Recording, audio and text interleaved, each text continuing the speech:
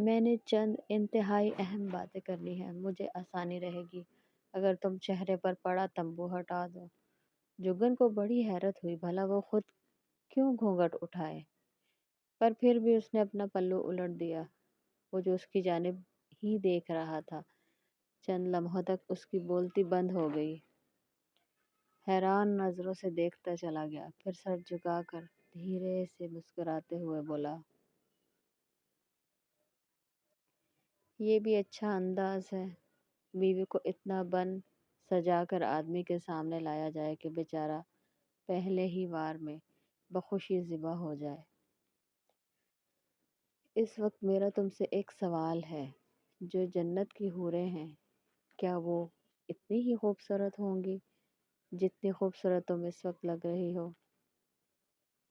اگر جواب ہاں ہے تو پھر میں کہنے پر مجبور ہوں کہ جو لوگ حوروں کی چاہت میں اپنے جسم پر بم باندھ کر اپنے پر خدشے اڑاتے ہیں وہ غلط نہیں ہیں۔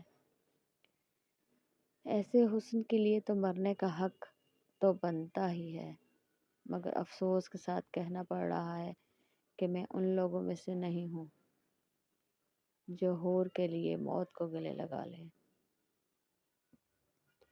مجھے بغیر حور والی جنت ہی منظور ہے، اس لیے اگر اس وقت تم میری بیوی ہوتی پر الماس کی بہن نہ ہوتی تو شاید میں ان لمحات میں خوش ہی ہوتا، پر اب نہیں ہوں۔ یہ پچھلے 2-4 دنوں سے جو ڈرامہ ہوا، میں کسی میں دلی طور پر شریک نہیں تھا۔ تمہاری بہن کی چاہت تھی کہ تمہاری میرے ساتھ شادی ہو، اور میرا بھائی اپنی بیوی کا بہت زیادہ فرما بردار ہے، شاید اس کی جنت بیوی کے قدموں تلے ہے، کیونکہ وہ اس کا ہر جائز و ناجائز حکم بجا لاتا ہے۔ تمہاری بہن نے میرے بھائی سے شادی نہیں بلکہ اس کو گود لیا ہوا ہے۔ وہ بول رہا تھا اور جگن تعجب سے اس کو سن رہی تھی، جسے بھانپ کر وہ مزید، اوہ پلیز، اگر تمہیں میرا اپنی بہن کی شان میں گستاخی کرنا برا بھی لگ رہا ہے تو بھی مجھے پرواہ نہیں ہے۔ ویسے بھی میں نے اپنی برداشت بڑی آزما لی، مزید کی تو گنجائش ہی نہیں بچی۔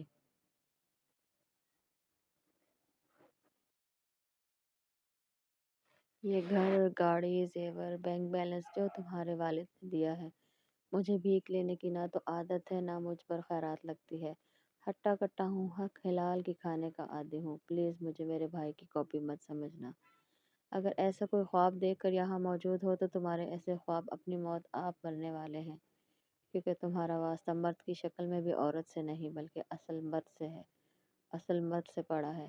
یہ سب تمہارے والد نے تمہیں دیا ہے، رکھو، چھوڑو، جو مرضی کرو، مگر میری بیوی اگر بننا ہے تو یہ سب کچھ یہاں اسی طرح، اسی حالت میں، اسی وقت چھوڑ کر میرے ساتھ چلنا ہوگا۔ میری دنیا میں، میرے گھر میں مجھے میرے اصل رنگ میں قبول کرنا پڑے گا۔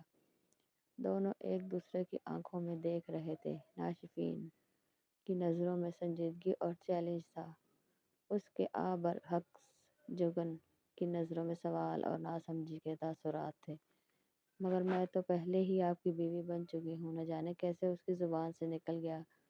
وہ تو یہ بات صرف دل میں ہی سوچ رہی تھی۔ وہ مسکرایا، جگن کے دل کی دھڑکن جیسے تھم گئی، تاشفین کے گال پر ڈمپل پڑے تھے۔ کیا کسی کی مسکراہٹ ایسی جاندار بھی ہو سکتی ہے؟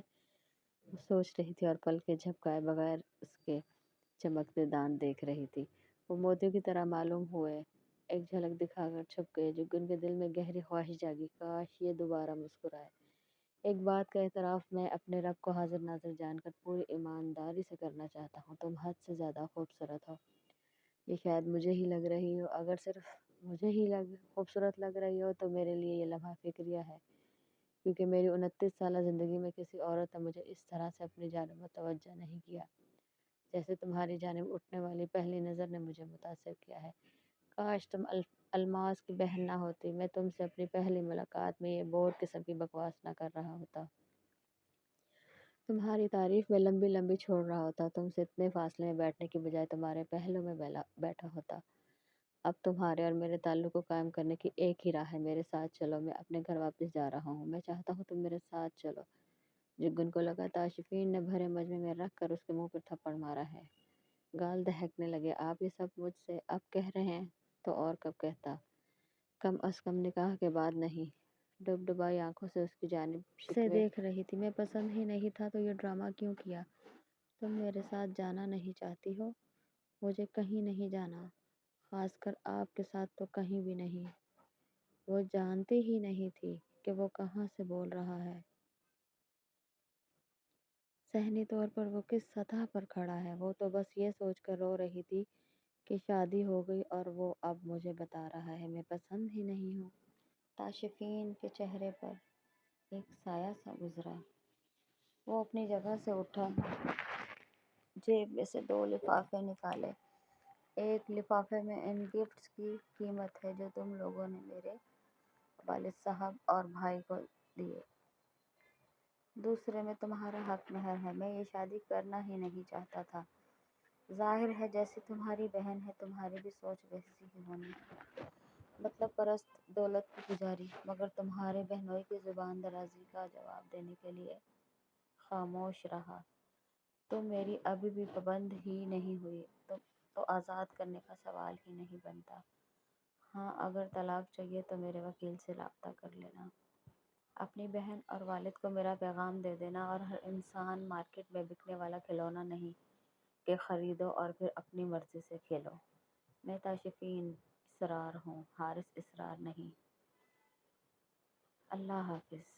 कमरे से निकल कर बाहर की जानिब जाते हुए ताशिफीन के चेहरे पर गहरी संजीदगी और नज़रों में पीछे छोड़कर पीठ का सामना करने वाली अजला अरूसी में बैठी अड़ियल बीवी की गहरी शबीह। चौकीदार ने गेट खोला। बाहर फारिस गाड़ी में मुंतज़िर था। ताशिफीन को देखकर उसने नज़र उसके अकब में डाली। वो गाड़ी का दरवाज़ा खोलकर फारिस के बराबर बैठ गया। चलो भाभी, भूल जाओ कोई है भी। फारिस ने दुख से बंद गेट को देखा, फिर ताशिफीन को, संजीदा चेहरे को, और गाड़ी आगे बढ़ा दी।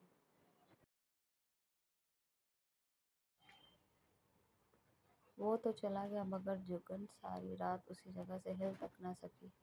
इतनी बेइज्जती, इतना बड़ा थप्पड़। शादी की रात दुल्हा छोड़ कर चला गया। सदमे और बेयकीनी ने आसाब शल कर दिए। सारी रात बैठकर रोती रही। अजानों के वक्त उठकर कपड़े बदले और दिन निकलने से पहले अलमास के नाम पैगाम छोड़कर अपने दोस्त के घर चली गई।